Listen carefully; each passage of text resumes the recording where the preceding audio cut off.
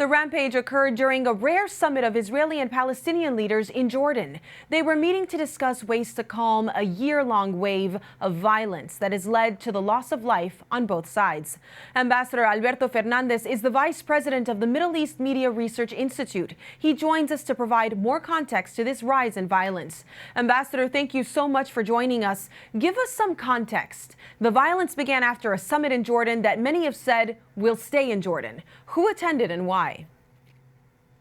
Well, the summit in Jordan, the security meeting, was a reaction to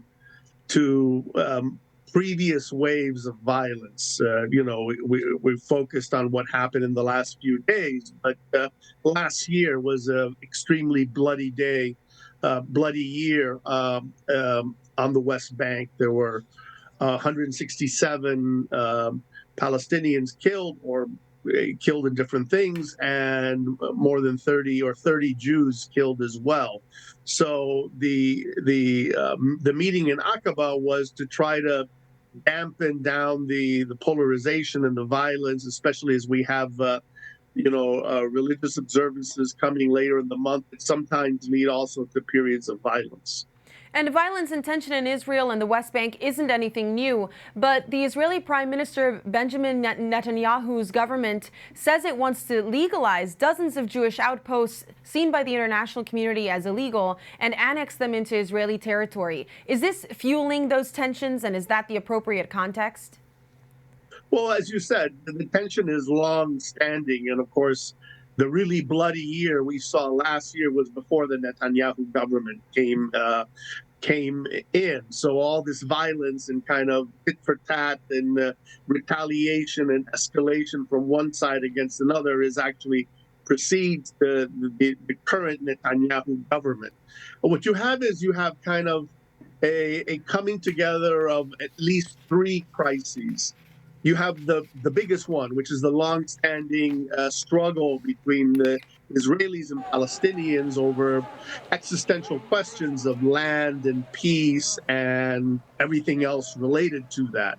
So there's that. In addition to that, you have a crisis within the Palestinian Authority.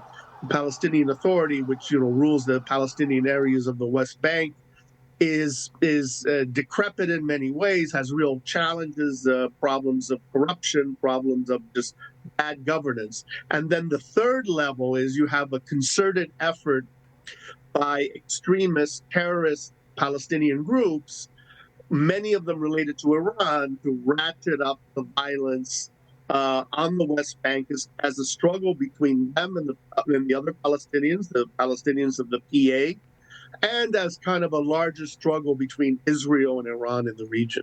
Let's talk about the regional affairs and also that struggle that you just named between extremists. Many have called this the most conservative government Israel has ever seen. What are the benefits and drawbacks of this? Well, I mean, the most important benefit is Israel is a democracy, and this is an elected government, and obviously, the product of democracy is people win elections and they form coalitions and they rule, and that's a good thing. The drawback, of course, is I think one that is well known with Israelis is you have a coalition government, which means you have all kinds of different groups working together with different agendas, some with a more radical agenda, some with more centrist or conservative agendas, and this is always a problem. It's a problem with coalition governments, which is not unique to Israel. And on the issue of Iran that you brought up, this violence and the peace talks are coming after the Abraham Accords, or what many have dubbed a peace treaty between Israel, the UAE, United Arab Emirates, Bahrain, Sudan, and Morocco, a coming together of Islamic nations and Israel never seen before. Is this part of the discussion as well?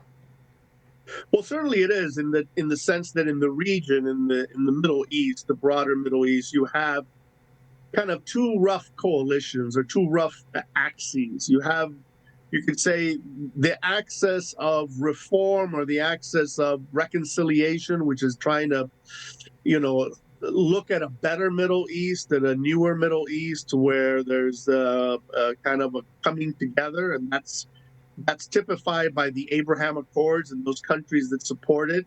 And there's a revolutionary axis led by Iran. It includes Hezbollah, includes the Assad regime, includes the Houthis in Yemen, includes the Hamas and others, Palestinian Islamic Jihad in Gaza, and also now in the West Bank, who are revolutionary movements into violence, into overthrowing of moderate Arab regimes, into a confrontation with Israel. So you have this kind of clash occurring outside of Israel between two different sides, and then bringing Israel in as a key part of the struggle.